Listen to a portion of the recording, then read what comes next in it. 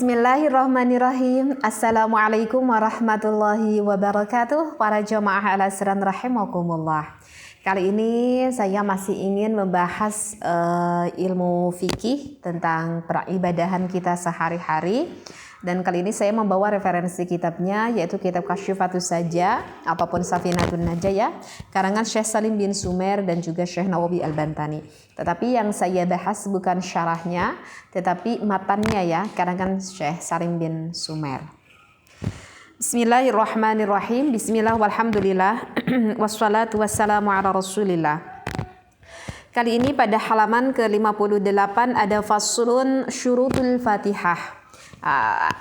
Menerangkan tentang syaratnya Fatihah. Bahwa di dalam kitab ini dikatakan syurutul Fatihati, bahwa syaratnya kita membaca surat Al-Fatihah ketika di dalam salat itu asyaratun. Ada 10 hal yang harus kita perhatikan.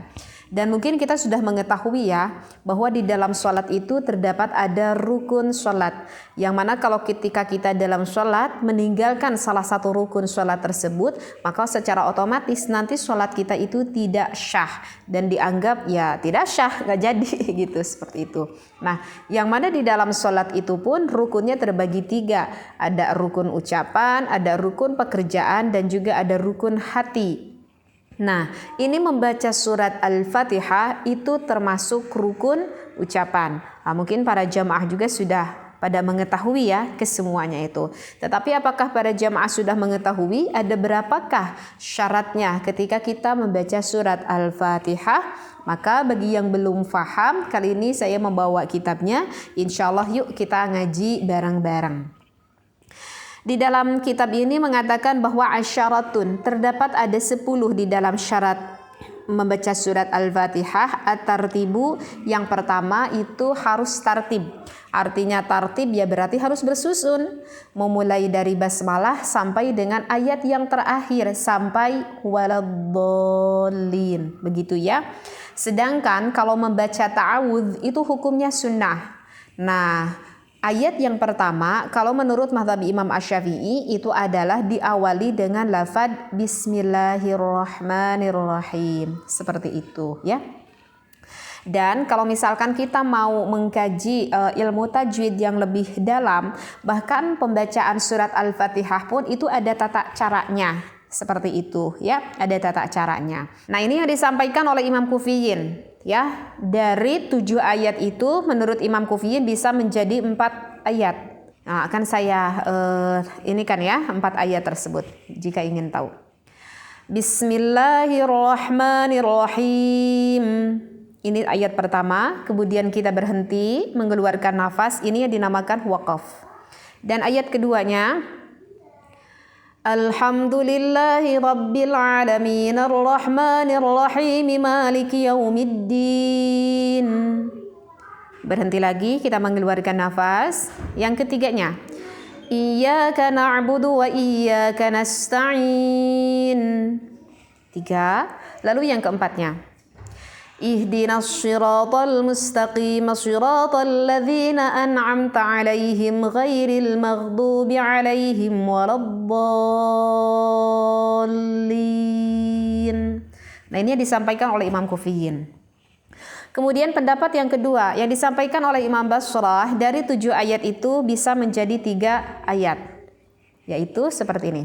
Bismillahirrahmanirrahim. Alhamdulillahi Rabbil Alamin Ar-Rahmanir-Rahim Maliki Yaumiddin. Ayat yang pertama. Yang kedua, Iyyaka na'budu wa iyyaka nasta'in. Ayat yang kedua. Yang ketiganya, Ihdinas siratal mustaqim siratal ladzina an'amta 'alaihim ghairil maghdubi 'alaihim waladdallin. Nah, ini adalah contoh yang disampaikan oleh menurut pandangan ulama Imam Basrah. Yang ketiga, kalau yang bersanad dari Kangjeng Nabi Muhammad SAW itu menjadi 7 ayat. Ya, memang surat Al-Fatihah itu adalah 7 ayat. Jadi kalau dari yang dicontohkan oleh Nabi Muhammad itu 1 ayat satu ayat membacanya. Mungkin ini tidak perlu dicontohkan ya, mungkin kita sudah paham. Yang penting satu ayat waqaf, satu ayat waqaf, satu ayat waqaf, seperti itu. Kemudian untuk pendapat yang keempat, yaitu menurut imam ahli qiraat yang 7, karena kan imam ahli qiraat itu ada 7. Nah, sependapat imam ahli qiraat yang 7 bisa membaca surat Al-Fatihah dari 7 ayat menjadi 1 ayat. Nah, ini biasanya disampaikan ketika kita sedang melaksanakan sholat sunat tarawih ya. Jadi kita jangan kaget jika kita melihat ada orang yang melaksanakan sholat sunat tarawih 7 ayat Al-Fatihah tersebut menjadi 1 ayat. Itu boleh, tidak apa-apa. Itu bersanad ke imam ahli qiraat yang ke-7. Cuman yang harus kita perhatikan itu adalah ketika harokat di akhir ayat. Ya, jadi jangan sampai kita membacanya diwaswalkan tetapi harokatnya tidak kita baca. Nah, itu salah. Jadi yang diingatkan kalau kita mau membacanya diwaswalkan, yang diperhatikan adalah satu, harokat akhir hurufnya jangan sampai tidak terbaca. Seperti itu. Dan ini cukup bagi orang yang nafasnya agak cukup panjang ya. Dan apakah saya bisa? Coba saya bisa atau enggak ya? Bismillahirrahmanirrahim. Alhamdulillahi rabbil alamin arrahmanir rahim maliki yaumiddin iyyaka na'budu wa iyyaka nasta'in ihdinas siratal mustaqim siratal ladzina an'amta 'alaihim ghairil maghdubi 'alaihim waladdallin. Saya juga ini suaranya agak cukup sedikit lagi nih nafasnya. Jadi barusan yang saya contohkan diperhatikan sekali lagi harokat dari akhir-akhirnya ya. Contoh seperti ini. Bismillahirrahmanirrahim bukan nirrahimi tetapi Bismillahirrahmanirrahim hamdu. Membacanya seperti itu. Mil hamdu, bukan mi alhamdu tetapi mil hamdu. Nah, itu adalah salah satu contohnya yang harus kita perhatikan. Nah, sanad yang terakhir yaitu menurut Imam Abu Hanifah. Kalau menurut Imam Abu Hanifah dari 7 ayat itu bisa menjadikan 8 ayat. Kenapa bisa menjadikan 8 ayat? Karena pada ayat yang terakhir itu bisa dijadikan 2 ayat. Yaitu pada lafaz ihdinas siratal mustaqim. Kita berhenti di sini, waqaf. Kemudian dilanjutkan lagi. Shiratal ladzina an'amta 'alaihim ghairil maghdubi 'alaihim waladdallin. Nah, ini untuk pendapat yang terakhir. Meskipun menurut pendapat Abu Hanifah ini di dalam itu kitab dikatakan ini termasuk hadisnya dhaif. Nah, gitu ya. Jadi kalau kita membaca surat Al-Fatihah, kalau kita tahu ilmunya, kita itu tidak hanya asal baca, berhenti di mana aja, enggak. Kalau kita paham ilmunya, apakah kita mau mengikuti satu ayat, bersandarnya langsung kepada Rasulullah, apakah kita mau di 4 ayatkan atau di 3 ayatkan? Nah, kalau 4 ayat tadi menurut siapa? Kita ikut bersandar ke Imam Kufiyin. Kalau 3 ayat berarti ikut bersandar kepada Imam Basrah. Kalau 1 ayat berarti kita bersandar terhadap Imam ahli qiraat yang 7 dan 8 ayat itu bersandar terhadap Imam Abu Hanifah. Meskipun ini hadisnya adalah didhaifkan. Seperti itu ya. Ini merupakan tambahan wawasan ilmu bagi kita. Sekarang untuk syarat yang kedua, wal muwalatu, kita harus terus menerus ya. Wal muwalatu yang kedua kita harus terus menerus. Terus menerus bagaimana? Ya terus menerus kita di dalam membaca Al-Fatihah. Artinya ya kita tidak boleh di dalam membaca Al-Fatihah ini terselangi zikrun ajnabiyun, terselangi oleh zikir yang lain. Misalkan kita lagi membaca surat Al-Fatihah gitu ya. Misalkan maliki yaumiddin gitu ya. Kemudian kita itu bersin, misalkan kita tuh bersin gitu ya. Lalu kita setelah bersin kita berkata alhamdulillahirabbil alamin. Tak perlu kita mengucapkan alhamdulillah meskipun kita sedang bersin, misalkan seperti itu ya. Ataupun kita sedang membaca surat Al-Fatihah gitu ya, kita lewati dengan ayat misalkan Allahu Akbar ataupun Astagfirullahaladzim misalkan seperti itu tidak boleh. Jadi tidak boleh ketika kita membaca surat Al-Fatihah itu terselangi zikrun ajnabiyun, terselangi oleh zikir yang lainnya. Itu bisa mengakibatkan tidak syah salatnya. Kemudian yang selanjutnya wa mura'atu hurufiha. Wa mura'atu tasydidatiha. Nah, ini yang benar-benar harus diperhatikan, harus meraksa akan seluruh huruf Al-Fatihah, harus meraksa akan seluruh tasydid di dalam Al-Fatihah. Ini yang menjadikan salah satu alasan kenapa kita itu harus mengaji ilmu tajwid. Kenapa? Karena memang di dalam sholat itu ada rukun ucapan dan salah satunya itu adalah surat Al-Fatihah. Berarti kalau kita membaca surat Al-Fatihahnya makharijul hurufnya tidak sesuai, tasjid di dalam Al-Fatihahnya kita lewatkan, berarti ini secara otomatis loh, nanti sholat kitanya itu tidak syah. Jangan disepelekan, nanti mengakibatkan tidak syah sholatnya. Makanya kita harus belajar ilmu tajwid agar kita mengetahui makharijul hurufnya dari apa, ketika kita mengucapkannya betul atau tidak, seperti itu ya. Apakah di dalam Al-Fatihah tasjidnya itu di sebelah mana saja, kita tuh harus paham. Ya, bahkan kalau di dalam kelanjutannya di dalam Safinah ini kelanjutannya ada faslun bahwa tasjid di dalam surat Al-Fatihah itu adalah arba'a asyarata. Itu semuanya ada 14 tasjid di dalam surat Al-Fatihah, yang mana tidak boleh ada satu tasjid pun yang kita lewatkan. Karena tandanya tasjid itu adalah tandanya ada dua huruf yang menjadi satu. Kita lihat di dalam Al-Qur'annya satu, padahal kalau di siyakul kalamnya itu adalah dua huruf. Berarti itu mengandung makna yang berbeda kalau kita menghilangkan satu huruf. Kalau kita lebih paham lagi, lebih dalam, itu harus diperhatikan. Ya, jadi yuk kita belajar lagi mengaji tajwid, diperbaiki lagi ya setiap harinya. Dan saya tidak menyontohkan bagaimana membaca surat Al-Fatihah yang benar ya, karena takut terlalu panjang durasi waktunya. Kemudian wa alla yaskuta saktatan tawilatan wala qasiratan. Kita itu enggak boleh berhenti ketika kita membaca surat Al-Fatihah, mau berhentinya yang lama atau berhentinya yang sebentar. Nah, itu harus diperhatikan juga. Jadi kalau kita sedang membaca surat Al-Fatihah, enggak boleh kita itu sampai ngelamun gitu ya.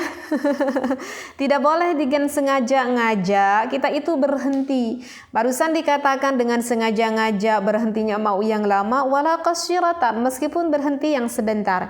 Itu tidak diperbolehkan kecuali kalau kita sedang melaksanakan sholat berjamaah, maka makmum ya mendengarkan akan surat Al-Fatihahnya seorang imam. Baru ketika imam membaca surat, lah kita makmum baru membaca surat Al-Fatihah. Tetapi tidak boleh kita berhenti mau lama mau sebentar, yaqsidu biha qat'al qiraati. Yang tidak diperbolehkan itu adalah jika kita bermaksud ingin memberhentikan itu bacaan surat Al-Fatihah. Ya, sekali lagi, yang mengakibatkan tidak syah itu adalah jika kita bermaksud memang ingin memberhentikan itu surat Al-Fatihah. Kita lagi enak nih baca surat Al-Fatihah Maliki Yaumiddin, tapi kita sedang lebih asyik dengan lamunan kita ya ketika kita lagi sholat. Ini baca surat Al-Fatihah mengganggu sekali sih. Kan aku ini lagi ngelamun nih, lagi enak sekali ya. Atau aku lagi mengingat-ingat itu tadi barang tuh di mana ya, aku lupa tuh naroknya. Ketika aku lagi sholat membaca surat Al-Fatihah, ke ujung-ujung inget gitu ya. Berhentiin dulu deh baca surat Al-Fatihahnya, aku akan lebih diingat-ingat lagi misalkan. Berarti kita tuh ada maksud loh ya, ingin memberhentikan itu surat Al-Fatihah dikarenakan kita itu ingin mengingat gitu ya. Misalkan itu salah satunya contoh gitu deh ya. Ya mau apa aja deh pokoknya contohnya, yang penting kita tidak boleh dengan sengaja niat memberhentikan, mau lama mau sebentar, tidak boleh. Kemudian wa qiraatu kulli ayatiha. Di sini kita harus membaca seluruhnya surat Al-Fatihah, wa minha al-basmalatu. Di antaranya basmalah pun itu termasuk ke dalam surat Al-Fatihah. Itu adalah ayat yang pertama. Wa adamul lahni al-mukhilli bil ma'na. Yang selanjutnya kita itu tidak boleh tidak boleh lidah kita itu dicadel-cadelkan lah, cek orang Sunda mah gitunya.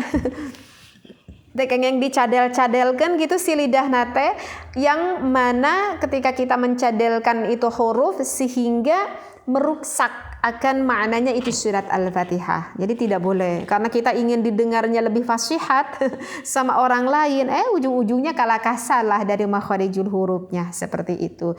Dan jika itu merusak akan al-mukhili bil ma'na, jika huruf itu yang merusak akan suatu maknanya tersebut, itu bisa mengakibatkan tidak syah salatnya. Wa antakuna halatal qiyami fil fardi, kemudian surat Al-Fatihah itu harus dilakukan di dalam keadaan berdiri fil fardi, itu pun jika kita melaksanakan salat fardu. Di sini ada bahasanya fil fardi, di dalam salat fardu. Berarti kalau kita melaksanakan salat sunnah dengan sengaja-ngaja kita salatnya sambil duduk, boleh gak? Jawabnya boleh ya. Tapi kalau salat fardu itu nggak boleh, kecuali kalau madharat ya. Kalau kita sakit ya nggak apa-apa. Kalau salat sunat mah meskipun kita enggak sakit nggak apa-apa. Kita salat sambil duduk sambil malas-malasan ya, tetapi pahalanya jangan pengen disamakan ya dengan orang yang salatnya sempurna sambil berdiri. Wa ayyusmi'an nafsahu, kemudian ini surat Al-Fatihah itu harus terdengar seluruhnya ya, oleh nafsahu, oleh dirinya, oleh telinganya, al-qira'ata, terhadap pembacaan surat Al-Fatihah ya, terhadap surat Al-Fatihah. Wa alla yatakhallalaha dzikrun ajnabiyyun, dan yang terakhir ini tidak boleh terserangi oleh zikir yang lain. Ini tuh sebetulnya hampir sama dengan yang kedua ya. Nah, itu adalah yang terakhirnya ya. Jadi ingat, ketika kita membaca surat Al-Fatihah harus keluar itu hurufnya dari untapan lisan kita. Jadi tidak boleh ketika kita membaca surat Al-Fatihah tetapi lisan kita tidak bergerak, tetapi kita membacanya di dalam hati. Itu tidak boleh, tidak syah. Kita diam aja ketika membaca, ketika sholat kita diam aja. Tapi kita bacanya dalam hati. Itu enggak sah sholatnya. Jadi harus terdengar seperti takbiratul ihram, seperti kita membaca surat Al-Fatihah, itu harus terdengar. Tak perlu keras, yang penting sedikit aja terdengar oleh telinga kita sendiri. Karena di sana ada makharijul huruf yang memang harus sempurna kita ucapkan. Seperti itu ya. Ini mudah-mudahan ilmu yang sangat bermanfaat sekali ya bagi kalian semuanya, terutama bagi yang belum paham dong tentunya. Kalau yang sudah paham ilmu ini tidak apa-apa, kita tidak boleh merasa rugi ketika kita mendengarkan ilmu, karena kalau kita niatnya mengaji tentu kita akan semakin mendapatkan rahmatnya Allah. Wallahu a'lam. Wassalamualaikum warahmatullahi wabarakatuh.